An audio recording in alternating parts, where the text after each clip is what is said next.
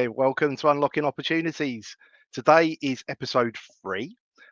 We're exploring NEETs and youth employment. My name is Gavin O'Mara. I'm the CEO and founder of FE News. Unlocking Opportunities is NCFE and FE News collaboration, a partnership. My co-host is Michael Lemming, who I'm going to bring into the studio in a minute, but we have got two absolutely epic guests that are going to be joining us. We've got Laura Mystery and Andrea Barry, and today has just got such perfect timing. We're looking at NEETs and youth employment, and the NEET figures have literally just come out, like literally. So I know that Andrea and Lauren are looking at that data as we're speaking right now in the studio, which is kind of exciting. But let's just sort of put this into a little bit of context. This has been rumbling on for kind of a long time. So NEETs, so not in education, employment and training. So we're going to try to reduce the jargon, which is difficult. Maybe this is part of the thing of what we're sort of finding is the jargon is a little bit difficult to sort of wrap your head around if you're looking from outside. But the ONS, Office for National Statistics, released a labour market information monthly, and that was just last week. So it's been rumbling around about 12% for a long time. Last week was showing 13.6% on NEETs. Data just come out. I won't share that all completely now, but there seems to be even more of a picture growing around that. We've got a 20% economic inactivity with young people between 16 to 24 is what we're looking at. OFS, so Office for Students. We're looking also at the university side of things as well. They released other data last week. 72% of HE providers will be in deficit by 25-26 by reducing numbers. We had the budget quite recently, which increased the employer national insurance contributions from April. Also, wages increased, particularly for young people and apprentices. Is that going to affect things longer term and the short?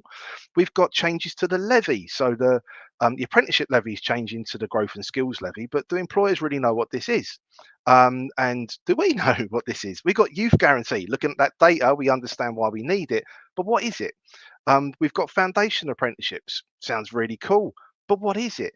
There's also the rumbling conversation around level 7 with the growth and skills level, which is the higher level of apprenticeships, where there's an uncertainty. So our employers doing a bit of a land grab with level 7, and they're not thinking then around the youth.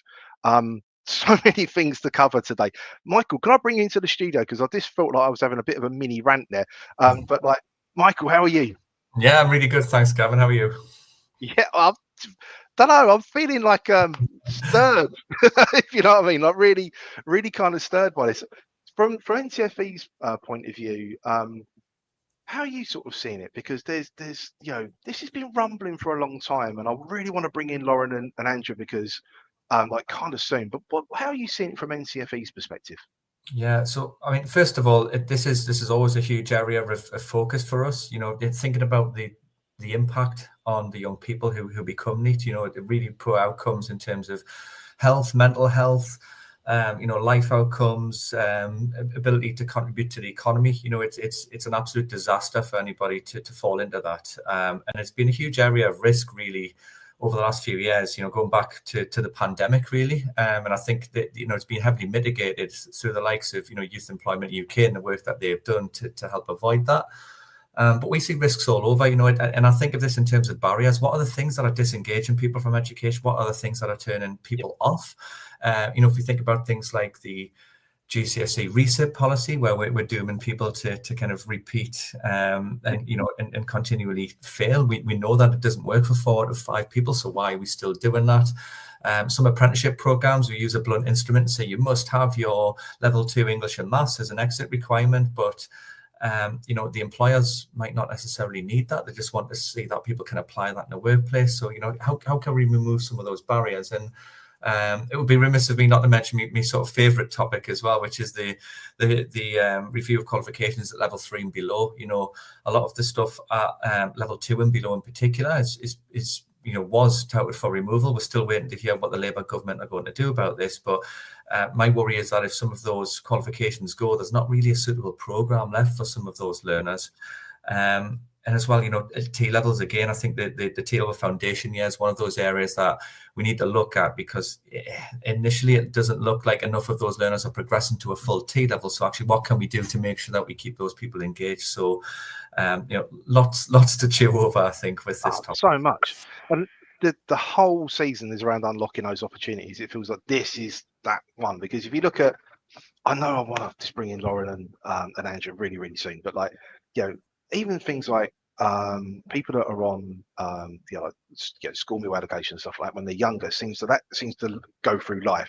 If my worry is, if you have like consistent NEET, does that go through life? I just think there's so many things that we can look at here that we can unpick, because I know this is really big on NCFE's heart as an organisation around social mobility and around no one should be left behind, and like this is like massive like sort of opportunity to talk about this. Like, could we bring in our two guests, and I'm straight away going to probably say, can you give us the latest data? So our two guests today, perfect timing. Lauren Mystery, who's Deputy CEO of Youth Employment UK. We've also got Dr. Andrea Barry, who's a Principal Economist at Youth Futures Foundation. Lauren and Andrea, can I bring you both into the studio? Hey, Lauren. Hey, Andrea. How are you? Great. Good morning. Yeah. Sorry, I've gone a bit of a frantic pace. I just feel like that's sort of I don't know. It's kind of frustrating that we've had this for a long time. Andrea, I don't know if we could just go from the top, because I know you've been looking at the data as we speak. The latest NEET figures. What are you seeing as your sort of top level that you can sort of maybe share with everyone? Yeah, so as soon as 9:30 hit, when the ONS released the stats, I was immediately on their website, because in the latest labor market figures, we could see that young men had been struggling. Their overall unemployment and activity rates had been increasing, and I wanted to see if it was confirmed. And sure enough, the new NEET figures are out, and it's up to 13.2%, which is a rise on the quarter and the year. The overall figure from the year has gone up to over 940,000 young people. So we're getting close to 1 million again of overall young people who are either they're out of work, not training, or not in school. And that's full-time or part-time. So a little bit different than the normal figures we get from the ONS. And that's up from 870,000 young people a year ago at the same time, and which is a lot. It's a lot of young people who are essentially not doing something that keeps them close to the labor market, which is learning or working. So they're not gaining skills, they're not gaining knowledge to help them. And I think your original question earlier about, does it stick with you? Yes. Long-term unemployment, long-term inactivity has severe scarring effects. It makes you more likely to stay in low-paid work for a very long time, which is also related to in-work poverty, which is related to overall poverty. So it's a really horrible issue, and I can't underplay just how much of a problem this is, especially since the majority of the rise over the last quarter, year has come almost entirely from young men. So young men have gone from 13% was their NEET rate to 15.1% in a year, which is a lot. That's just a lot of young men who are who are not training or learning or anything. And I think it's just really concerning. Yeah, no, 100%. It would the obvious question to ask both of you really is, what do you think's behind that rise? What do you think's driving that for young men in particular? And I appreciate the stats have just come out, but what are your instincts here? Lauren, did you want to go first, or are you happy for me to? You carry on, Andrea. It's fascinating. Sorry, I never hear that. Like, my family never find my job fascinating, so I'm glad it's useful somewhere. Yeah, I think so. We are just digging into the stats right now, but what we have seen over the last few months, and even in a cursory look of the microdata, is just a rise in long-term sickness. And young men, we had a steep rise. Our economist, Zach, just went through the figures like 5 minutes ago, and he found a steep rise over the last quarter of long-term sickness and disability for young men who are now economically inactive. So that is what we're seeing as part of the problem, and I think it's related to mental health and the rise in mental health problems we've seen amongst young people over the last year. But Lauren, I didn't know if there was anything that came out of the census you wanted to pick up on. Yeah, absolutely, and would echo that. Obviously, the data can be crawled through, and we can understand some of the big factors as part of it. The Youth Voice Census, when we launched it in September, would certainly echo the concerns around mental health, anxiety. There's quite a lot of dissatisfaction and disconnection, particularly for from young boys in the census, and white young boys in particular, and a group that don't always get less than others in terms of work experience, in terms of skill progression, in terms of even those in work. There's a lot of instances in the census where young boys will be getting twice as much as other groups, but feel half as confident, half as happy, and half as satisfied. And when we talk about confidence, that's in their own skills, that's in them being able to access quality work, and that sense of it being worth it. There too, historically, and we're 7 years into the Youth Voice Census, there was always this buoyancy of confidence with boys whilst they're in education, and we can make all sorts of assumptions as to why, but there was a confidence, there was some bravado across there too. And actually now it's young women we see having that, and like I say, young women who are getting less of all of those experiences which would typically grow their confidence, but that dissatisfaction, that sense of anxiety and fear for the future and it being worth it is there. Although, however, I will say that particularly for other groups, young women and other protected groups, it's that sense of safety in and around education environments and workplaces, and being able to travel locally or travel further afield to get work that's an issue, and that sense of feeling discriminated against too. So it isn't just a boy problem, and certainly not just a kind of white boy problem. But when we think about boys in that way and what we're hearing and what we're seeing, they tend to be the most dissatisfied. And I think one of the biggest factors is they've always got less people to talk to. They've always got a shorter network. They're always less likely to have someone they can talk to, a mentor, another person that they feel safe saying, this doesn't feel good. Yeah, no, so many things to unpick here. We've already had our first question come in from the audience, but we're live. It's 10:12 at the moment. So if you've got any questions, please do put it to we've got such an epic panel of guests on here. Can I bring in the first question? Would that be okay?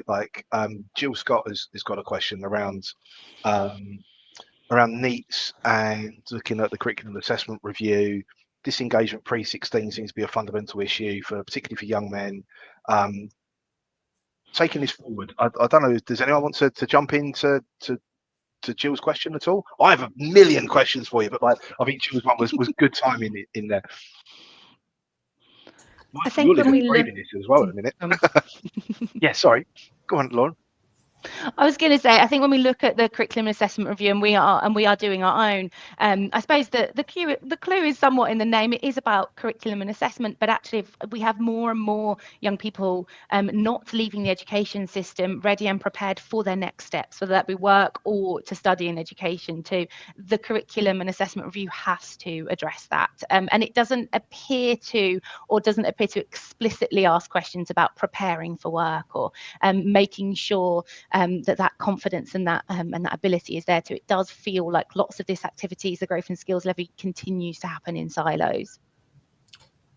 Yeah, I mean, I can speak from what we're submitting to that review, and look, solving a need issue is a huge multifaceted approach. It needs that cross-government working, and I think we've talked about the Labour mission boards previously on this live stream. And I think that gives me some optimism that there will be some genuine cross-working across government. But there are some quick wins on curriculum. We've seen a real drift towards a very knowledge-rich academic and exam-based assessment approach in this country, and that disengages a lot of people. There's not as much opportunity, even as there was 10 years ago, to study vocational subjects or creative subjects pre-16, which we believe will also keep people engaged in that education system. And to Lauren's point about preparing people for work, we've talked as well about embedding essential skills throughout that curriculum and teaching those workplace skills which employers find valuable. And it helps people both with transitions between the phases of education and that huge chasm that people need to transition between education and the world of work as well. So I think the curriculum assessment review, although it asks 50 odd questions and none of them are specifically on preparing people for work, there are definitely some opportunities within that review to make some recommendations, which I think would shift the dial a little bit in terms of policy. It's a good question actually, because we're talking about NEETs and it's not in education or employment, and it's like covering that sort of first part of it really. Can we jump on to, because I know we're going to race out of time, so I'm going to I'm at a frantic sort of pace today. We talk about growth and skills levy and apprenticeships and what this could mean for young people. I'm happy for anyone to sort of jump in, because I think this sort of transcends, if you know what I mean, with everything. But I don't know who would want to sort of jump in around that. So growth and skills levy, the changes that are happening, a little bit of uncertainty. What do you think are the good and the bad, or the things that could be improved? Or if we're looking at this, what needs to be changed? What needs to be done? Andrea. I was going to see if Lauren wanted to go first, actually, on that. Of course. And I was going to say we might have to count the amount of times we say if today. So if the growth and skills levy is what we think it is, if these things come to play, if foundation apprenticeships are, if it's flexible, if there's lifelong learning, there's so many ifs and maybes and buts that will form part of any answer. I think what it needs to do is to address the immediate issues and problems with young people falling out of the system with no level 2 with no level 2 qualifications, meaning they are stuck and not able to progress and move on. We have to address level 2, level 3 opportunities for young people, and that has to be kind of protected and its own vein and stem of a growth and skills levy. But we do also have to address massive issues across employers with staff they don't feel able to support, they don't feel like they can find staff with the skills that they need. I suppose on the surface we can all agree that change needs to happen, more flexibility within the system is a good thing, but I do worry about this sense of uncertainty. It's stopping employers making bigger decisions, it's stopping them putting out new apprenticeship programs, and I do worry that is it an ambitious growth strategy for the future? Are we thinking longer term about big industries that are going to need and grow that support, and how are we then feeding that back into the education system when only about 20% of young people know what a green job is or green skill is? But also how will foundation apprenticeships give young people qualifications, move them forward? How do we build clarity in some of these big programs and systems at the moment for the future, but also to fix what's right now? That's what I don't know, that's what I'm not hearing yet. Yeah, I don't know if I can just add that I think we've done a lot of research on what happens to a young person if they leave college or if they leave school without even a level 2 or level 1 qualification. Their risk of being NEET is 60%. And that's not NEET at one point, but also long-term NEET, and then unemployed once they get post 25. And it just stays with you. You're unable to find work. We also have projections of what the future economy might look like, the future skills demand might look like in the future going forward. And the amount of jobs that currently demand lower skills is only 3% of our total economy. Right. So in going forward, it'll be 1% in most areas of the country. So I think the need to really get it right is blatantly there. U Futures is doing some work comparing what we see are good or better education to employment pipeline systems. So we're comparing us to the Netherlands, to Germany, to Denmark, and to Australia, actually, to understand how do these countries seem to do better for their young people than we currently can now. And something that we're finding out already is that the engagement with employers, with hearing information early about what's needed, what's not needed, and really integrating that into a system that can respond really quickly. So this idea of being agile while also still protecting and making sure that young people just don't fall through the cracks because something has changed. And the idea that a lot of things are changing. I think if you're an employer, on the other side, it is hard because the The government's looking at raising national insurance. They're changing a lot of stuff. They're increasing the minimum wage. And we're very happy for that. I mean, as an economist, I'm really happy to see them raising the apprenticeship minimum wage and raising the overall minimum wage for young people. But I think that plus this plus that all at once on an employer is a lot. And then asking them to immediately respond and start hiring more young people is a lot. And we have to recognize that they might need some help for that. Yeah, I'm going to come back to that, Andrea. So hold that thought. But for me, that's really the key point about I'm optimistic about shorter apprenticeships. Some industries, for example, hospitality and catering, consistently tell us that you don't need to spend a year on apprenticeship, and that, a shorter 6-month program might be suitable for that. That might really help to take the pressure off. Foundation apprenticeship, the jury's out. We need to wait and see the detail as ever to see how that is. But really, those two programs have to appeal to the employer. The employer is the only person who can commission an apprenticeship opportunity, so we have to make it attractive for them. And what employers have shown us so far since the introduction of the levy is that they prefer to take on apprentices who are a little more able and a bit further through the education journey. That's why we're seeing a pushback against level 7 apprentices, and not being funded through the levy. Now, without getting into the debate about the value of that apprenticeship program, those aren't the people who are in danger of becoming NEET. So actually, how do we shift the employer's focus to make it attractive to them to take that on? And I think we need to think about actually, how do we make this compelling for an employer to take that on? So to go back to to the thought about it being difficult for employers, I think one of the things that's really worrying me in terms of risk is, in the last budget, the Chancellor raised the national insurance contributions for employers, and coupled with actually the impact of also the raise in minimum wage.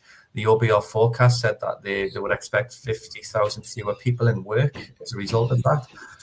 So I just want to ask you, are you worried about that in terms of NEETs? Do you think a lot of those 50,000 people might be the people that we're talking about here, and what can we do about that?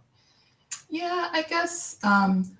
So on one hand, we have a lot of economic literature that shows that raising the minimum wage and introducing a minimum wage actually has pretty marginal impacts on employment overall. So the best example of that for the UK is raising the minimum wage back, which was later than I thought it was for the UK. I didn't realize it was within my lifetime, quite frankly.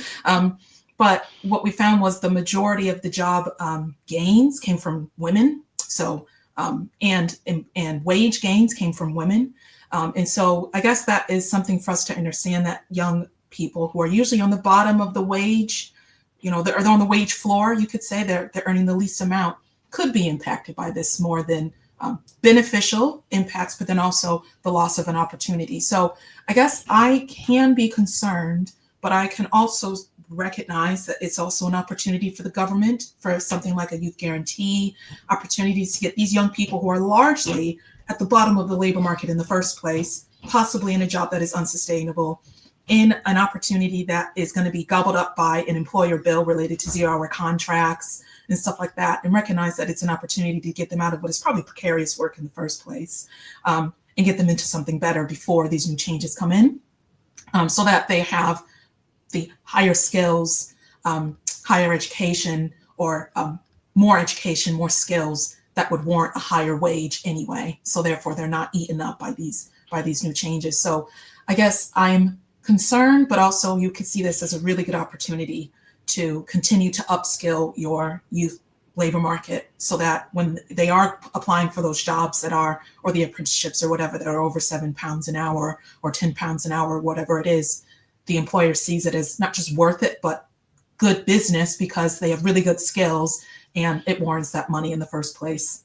I think you're always concerned when you set a minimum wage that is above the ceiling, the wage ceiling for a group or an area. And I'm not sure they've done that. I think what they've chosen is actually a really good amount. And I think the 50,000 jobs is actually, to be honest, in the grand scheme of the overall labor market, is actually, I don't want to diminish someone losing their job, but it's actually not a lot in comparison to what it could be, or what other projections could be if you set that wage a bit too high.